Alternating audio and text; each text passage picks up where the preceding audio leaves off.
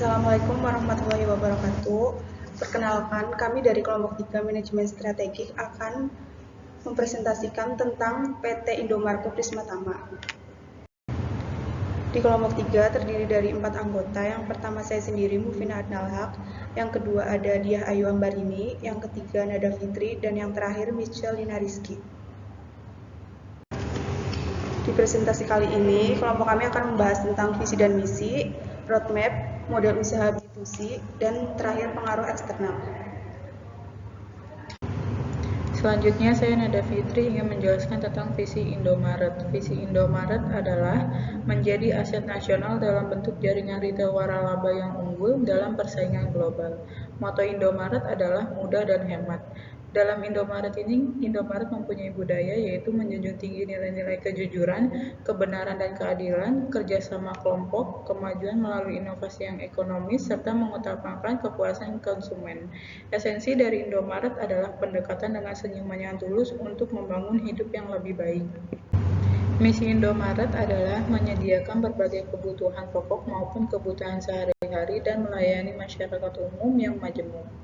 Dalam misi Indomaret yaitu untuk mencapai misinya, yang pertama ada relevan di sini yaitu dengan didukung jaringan gerai di Jawa, Sumatera, Sulawesi dan Kalimantan maka bisa dijalankan.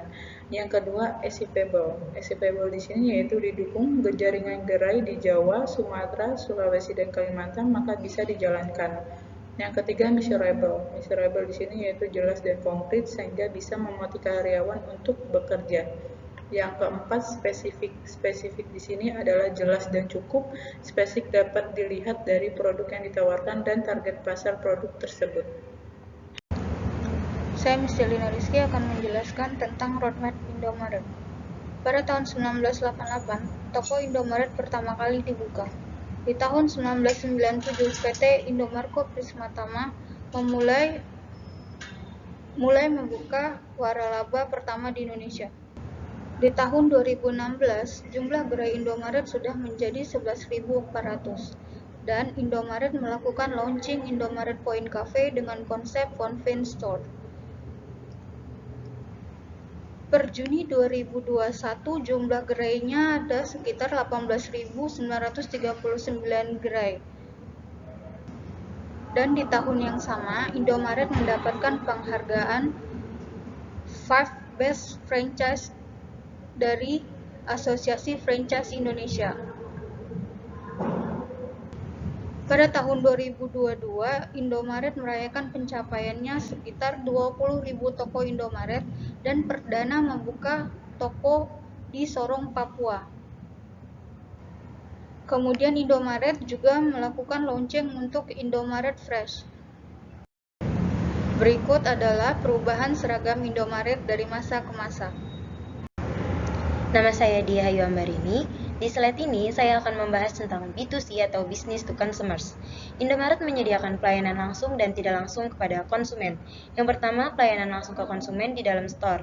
Dan yang kedua, ada pelayanan melalui Klik Indomaret, yaitu online store Indomaret, yang menyediakan berbagai macam produk dalam satu website. Yang ketiga, ada Indopaket. Indomaret menyediakan pilihan pengantaran lewat aplikasi ini. Konsumen dapat memilih gerai Indomaret tempat mengambil paket atau memilih gerai Indomaret tempat mengirim paket. Lalu di slide ini ada pengaruh eksternal, yaitu ada pengaruh global.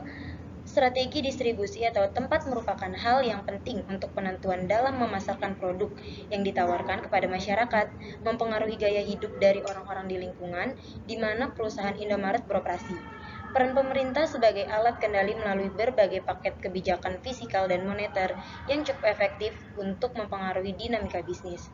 Dan di sini ada faktor industri atau lingkungan industri. Adanya tindakan peniruan terhadap keunikan yang dimiliki franchisor yang kemudian dapat menjadi pesaing franchisor. Dan yang kedua ada daya tawar pemasok mempengaruhi intensitas persaingan di suatu industri khususnya ketika terdapat sejumlah besar pemasok. Petik mangga dapat 5. Cuci dulu supaya bersih. Presentasi kami tidaklah lama. Cukup sekian dan terima kasih. Mohon maaf apabila ada kesalahan pada presentasi kelompok kami. Wassalamualaikum warahmatullahi wabarakatuh.